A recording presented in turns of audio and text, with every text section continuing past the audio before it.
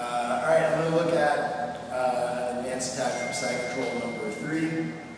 And in this attack, I'm going to start to get into a little bit more complicated games with the lapel. So I'm going to go here first, start side control number 3. The guy on bottom does what he is supposed to do, which is make his frames just like this. And especially when he starts to irritate me with that elbow, what I'm going to do is first slide my neck towards his wrist and not towards his elbow, because he's stronger at the elbow than he is at the wrist, and I want to close this gap. If he continues to push with his elbow, it's not the end of the world. I just want to alleviate some of the pressure on my throat by sliding it towards his hand.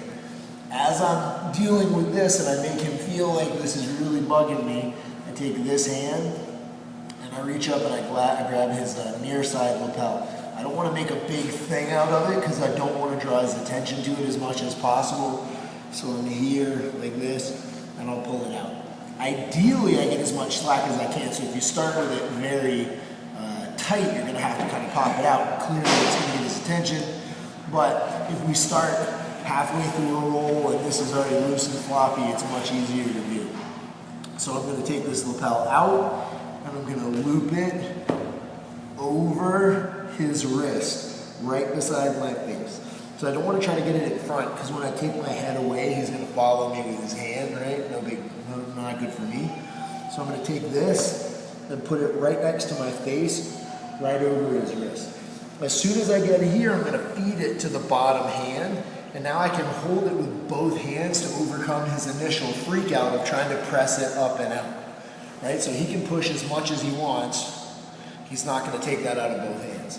Then I can feed it deeper and get it nice and tight. One of the most common reactions this guy will have is to put his palm on his face like that, because he feels like what you're trying to do is choke him with this collar. Because there's a ton of baseball bat grip chokes and things like that. So he's going to usually put his palm on his face to try to protect that part of his neck, which is fine. That's exactly what I want.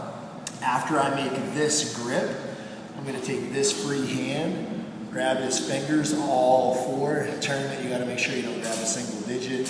Grab all 4 fingers, slide them down his face until he puts his hand in the murder choke, which is awesome.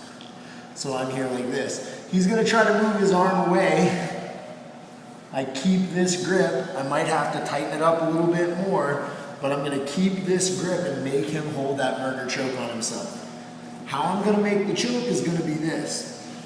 I'm going to slide this grip all the way to the back of his neck like a normal collar choke style feel, and I'm going to straighten this arm out as I pull my shoulder away from him. That makes him murder choke himself, but a lot of times it's not enough to overcome the resistance of his arm. So I'm going to put this hand on his elbow and help push. Sometimes I like to kind of lay heavy on that close hip to give me more pull away and to give me this angle. So then I'm going to cup his elbow. I'm going to lift his elbow as I straighten the arm up. Lift the elbow, and you make him murder choke himself, which is probably the most awesome thing that I've ever made anybody do. So, one more time, all the way through. Side control number 3, he's irritating me.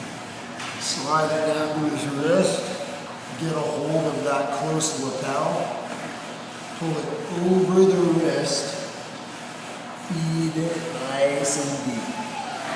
Start looking at this. If he leaves his hand there, you can do it already, but most of the time he'll palm his face like that to try to brace it. So I'm going to slide his fingers down to there, reach under here, and say, stop choking yourself.